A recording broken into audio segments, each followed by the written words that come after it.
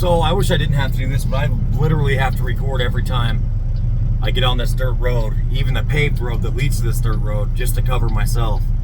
But as I do so, I guess I'll talk about a few things. But I'm gonna flip the camera around. You guys with me?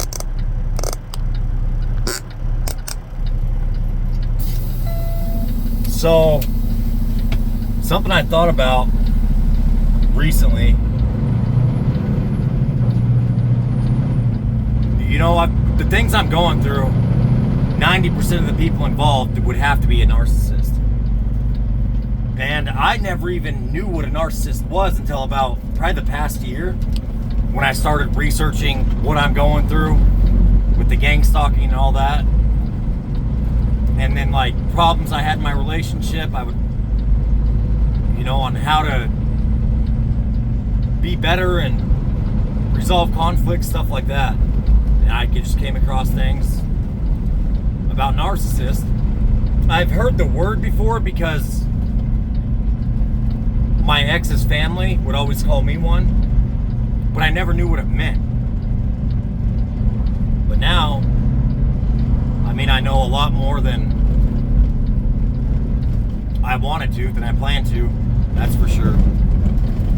But something about like a warning sign if you're like in a relationship with one, or you know, working, whatever. Okay, real quick, see this truck up here? So we're not allowed to pass on the gravel. This truck is going to go extra slow. The speed limit on this road is 35. But he made it a point. He loaded before I did, but he made it a point to wait for me and just creep and crawl.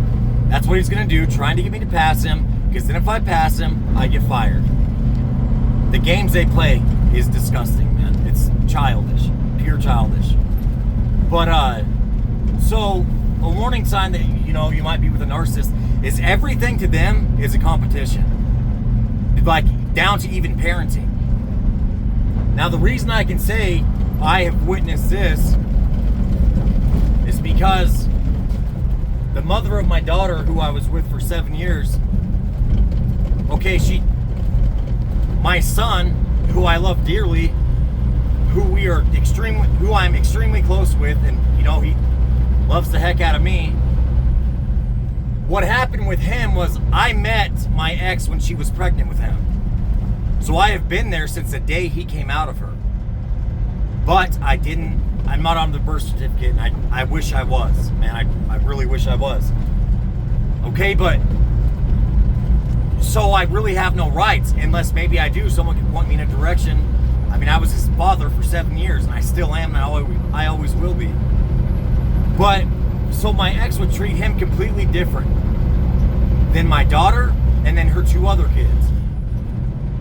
And I started thinking, the more and more I learned about narcissists and what they do and how they parent, it makes sense that she treated him different because she knows that there's nobody that could legally, like another parent that could legally get involved. To where her other 2 kids have their dad, and then my daughter has me, like legally. I'm on the birth certificate, she's my daughter. But then my son, she treats completely different. And like, I noticed, like, if I would go and do something fun with them, like, she would always want to be involved. It could never be like just me and them, you know? And I saw how she acted with co-parenting with the other kid's dad. And everything, like even personal stuff, dude, it's just a competition, man. Like, you'll be trying to explain something or whatever, dude, and like their remarks is always like in a competitive nature, you know? And if they sense that you're better than them at something or outshining them in any type of way, you better watch out, because they're going to come after whatever that is. And there's no co-parenting with them unless there's a court order. And the thing is, man, they're so tricky. They're so good at like being someone that they're not, like tricking you with love bombing and stuff like that. So you think you're with this amazing person, but slowly through time, you start to realize what the situation is. And it's not fun, man. And it gets to where you'll even start to think that you're the abuser, or, you know, having certain expectations is abusive. And another thing that they will do is they will do something called projection. Okay, so projection is where they will accuse you of doing the exact things that they are doing. Hence, why I went to jail 2 weeks later after the supposed event. And so they will accuse you and go and tell everybody you're doing something in the relationship that you're not doing, but that they're doing. And then, something I've learned too, very recently, is a smear campaign. I've learned about this a while ago, but something I learned about the smear campaign very recently is they start it while still in a relationship with you. They start it long before the relationship ends. And how do they do this? They will go, hardly ever talk good about the relationship, but any fight or argument that occurs, they will go and play victim and make it out that you're the bad guy. You know, abusive things that they've done, that they're going to say that you're doing them, and tell their family and friends all this to paint a picture of who you are, so that their family and friends has this idea of who you are. So then when the big breakup happens, that smear campaign has already started. The road's been paved. So now the real smear campaign starts after the relationship is over and they have all their flying monkeys, the people who believe everything that they say and have this picture painted of who you are in their head, and go out and completely sabotage your reputation. Okay, so the person I was with, we had gotten into a fight. I was told by my neighbors that her and her friend, the exact words by one of these neighbors was, it seemed like my ex was kind of like real quiet. You know, she was just kind of going along with the conversation. But her friend was the one that was like saying everything, and, you know, like she was leading it all. And she even said it was like my ex just kind of was a lost puppy just following along. But what they did is they come to my neighborhood where this gang stalking started, the Aspen community in Casper, Wyoming. It's a trailer park. And they went to my neighbors and said a bunch of crap about me. I don't know exactly what they said, but I know that they did that. And this was before I knew about narcissists too, or what a narcissist was. And then I started learning about them. And dude, everything that they say is a narcissist was my ex's best friend to the T. And then slowly, my ex turned into that, man. And it's sad to say, because, you know, narcissists aren't born. They're created through certain events in their life. And I really feel like this friend had a huge impact on turning a woman who was full of empathy, love, I mean, every good attribute in a woman, like she had at one time. We would fight still, we would have disagreements, but nothing like towards the end. But these are the things that they do, man, and they will, you know, if I would have known this, known what to look out for, hopefully I would have ended things, you know, years ago. Instead of being played along and made out to be this horrible person for years, just adding to the fuel behind the sabotage of my reputation.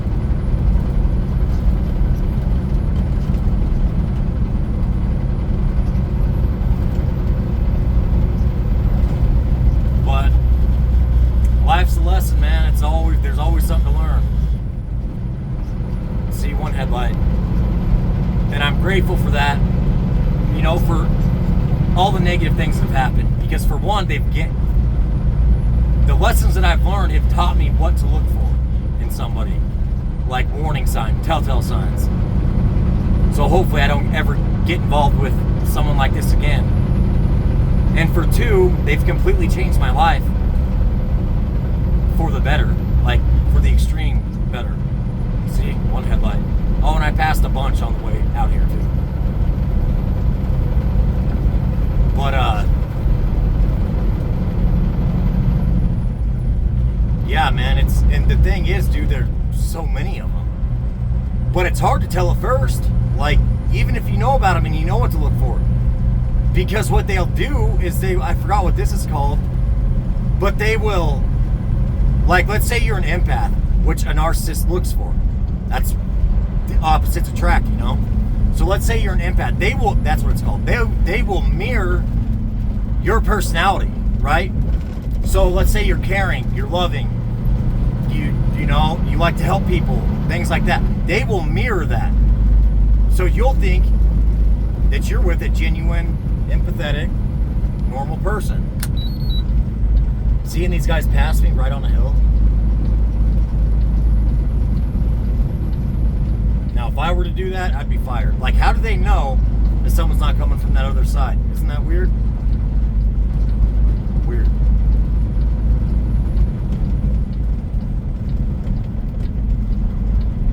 So they will mirror, like, your personality so that, you know, and then they'll love bomb you. So you'll think that they're God's greatest gift to earth, you know? It's all a trap, so it's hard, man. Like, anybody can be tricked, really. But through a relationship with God, something that He gives us is discernment. And now that I'm working on my relationship and my discernment strengthened, I have faith that the Lord would warn me about someone like this in the future.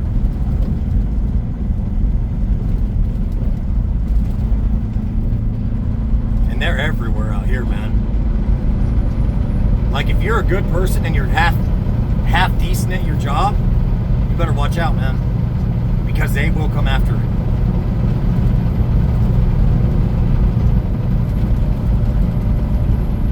You know how it used to be? Like, people used to be proud of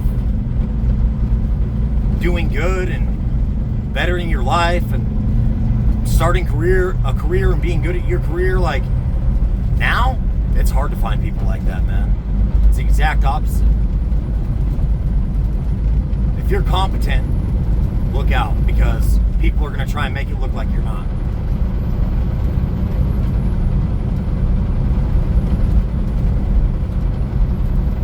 Through lies. Like the other day, man, when I got ran off the road and freaking, you know, someone calls in saying that I'm driving recklessly on the lease road, almost ran them off the road. Like, are you kidding me? I'm so glad I had that recorded. Because I guarantee it was them that called. Guarantee it. I guarantee it.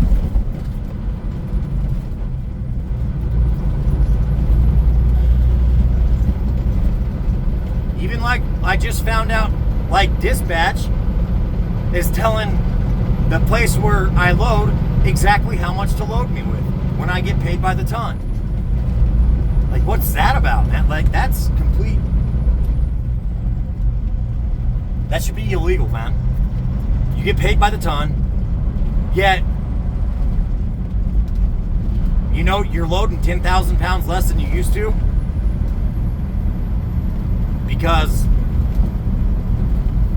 dispatch, who's probably never driven a truck in their life, gets you know, call the shots on exactly how much you can load, and they tell the people loading you beforehand. Now, is that happening to everybody? I doubt it. It's possible, but I doubt it.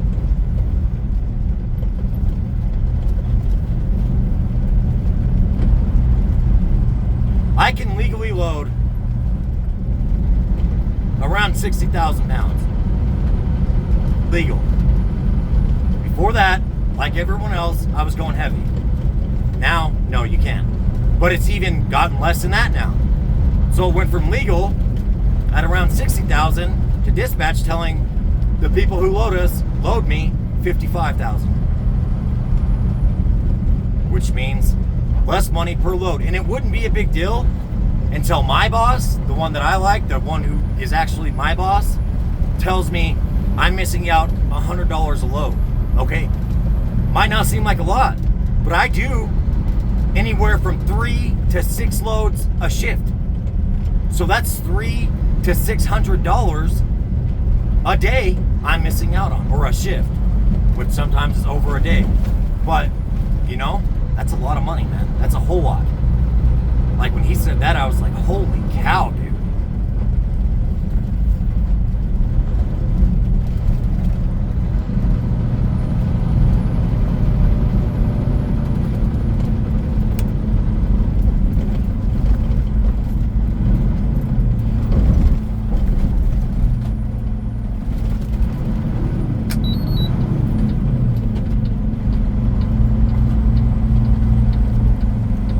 Cars, man, pile up behind me, and then they pass just knowing that they're going to be good.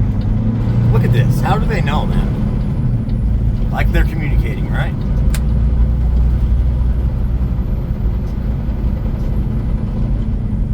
And that's another thing, dude. Like a narcissist, they can do things, but if you were to go and do those things, oh no, it's not okay. It is not okay. It's a problem.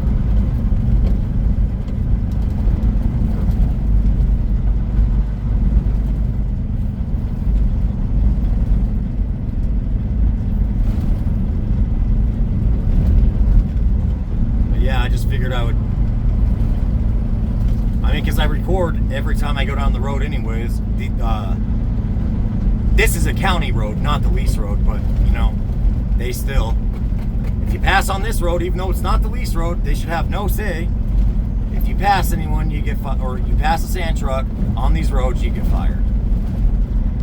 On a county road. That's how, like, dude, I've never been micromanaged like this. Ever. And that's like what gives me the idea that I'm most likely surrounded by narcissists at work. Like, why do you have to micromanage every little thing, man? Every little thing. Watching people on the highway, but that's part of the gang stalking, dude, for me. Like, dude, it's insane. I'm doing 73 and a 70 and I get a call asking me to slow down. And the guy saying that he had his speedometer set until I told him I had proof on a recording of how fast I was going. And then he switched the story up saying, oh, well, one of our cruise controls must be wrong. And that was the end of that. But why are you following me everywhere, man? Why? Because you can't help yourself. They can't help themselves, man. They get addicted to it. They get addicted to just watching and watching and watching instead of looking in the mirror and becoming a better person. Because a narcissist, dude, there's no better. They're the boss. You know, that's how they project. But deep down, they're the most insecure people in the world, and they know it. And that's why they act the way that they act. They hide it through their actions. And that's why they do everything that they can to point out the problems in the next guy.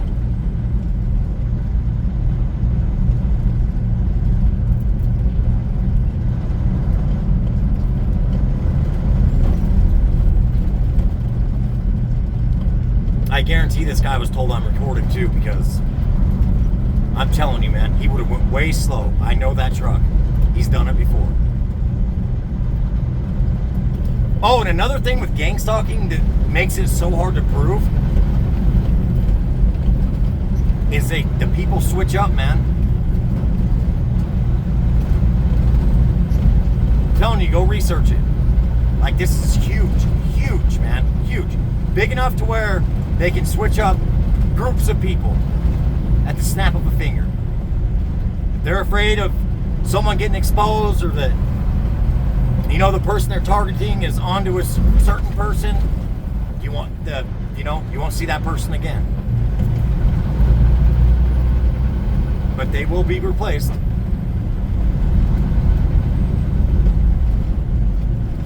And like I said, man, if it's never happened to you, it's something that, like, it seems insane because it is insane. It seems unbelievable because it is unbelievable.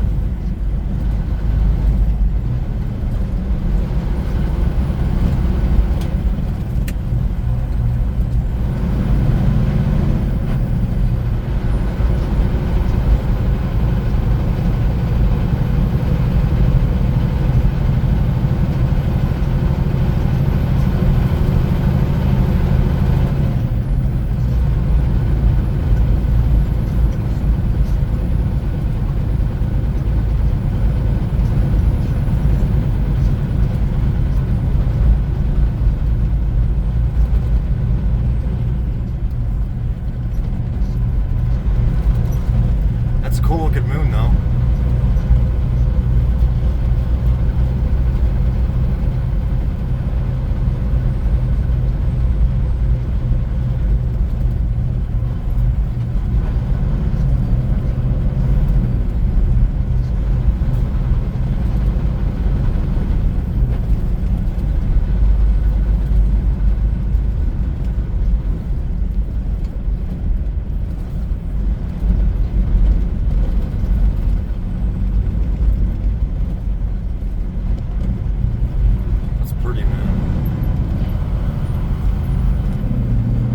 Least, you know, on the bright side. Nice night, good view.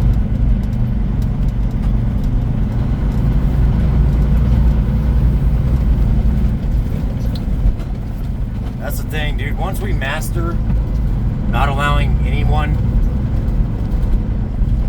to affect our behavior, that's when you start to win, man.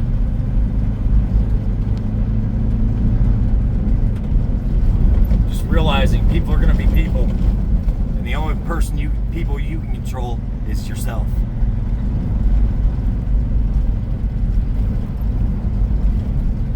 And the more that we give into these people and let fall out of character or get angry, which I do get angry still, man.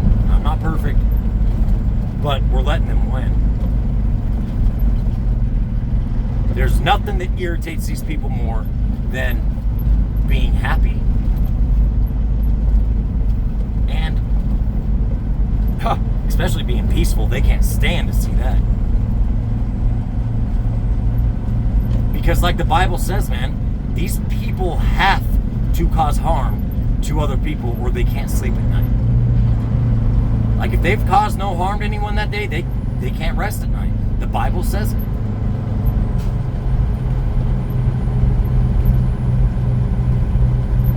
That's how sick this crap is. Could you imagine being like that? Could you imagine living a life like that? Like your main goal in life is just to do things to bug and bother other people?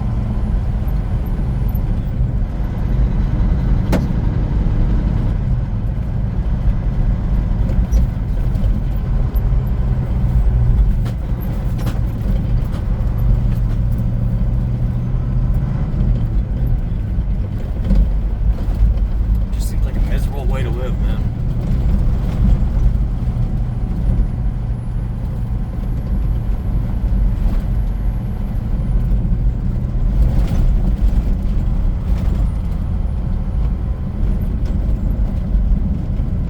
But everyone's different, you know?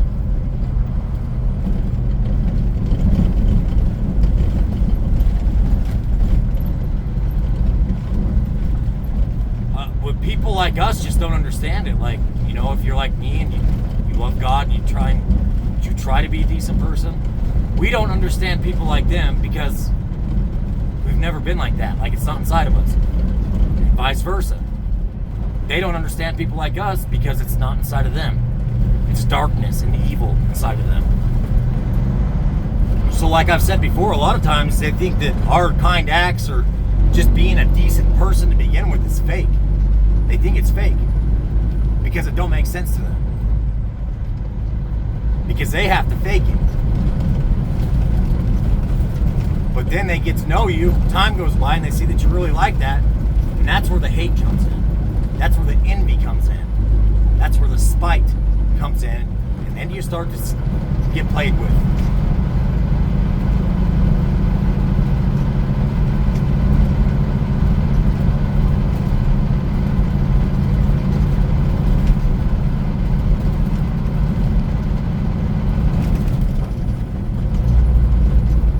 Pretty sure it was right here I almost got ran off the road.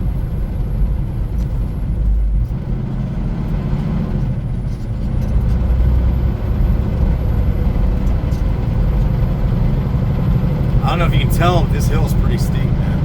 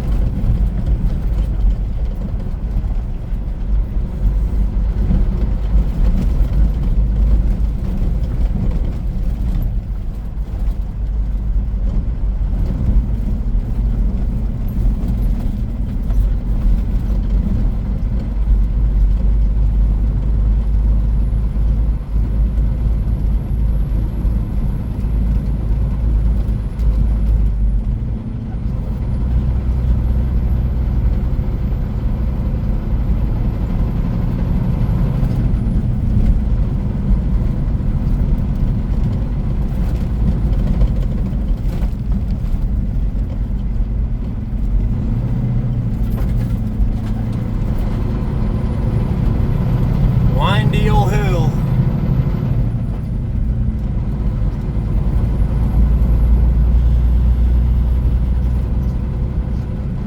I tell you what though, I like this stuff more than over the road, man. That's for sure.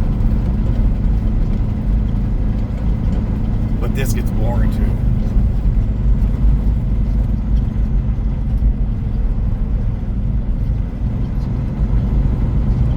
And I'm not gonna lie, there's times I miss the road.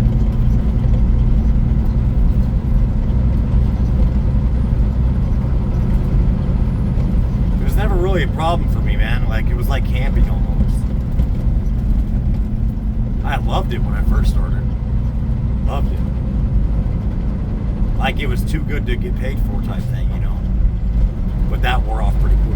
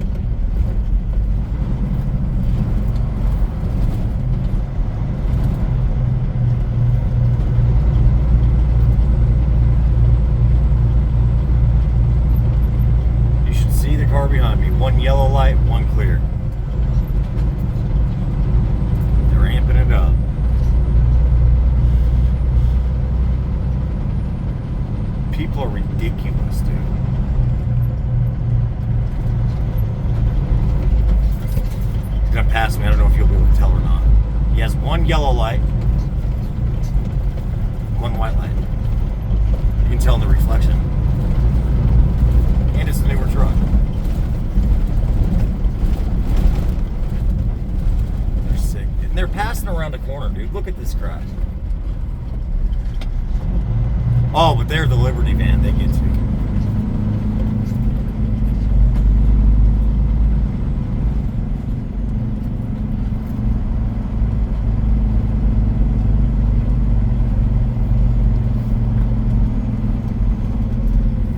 Off out here just to be safe. Wait for a car to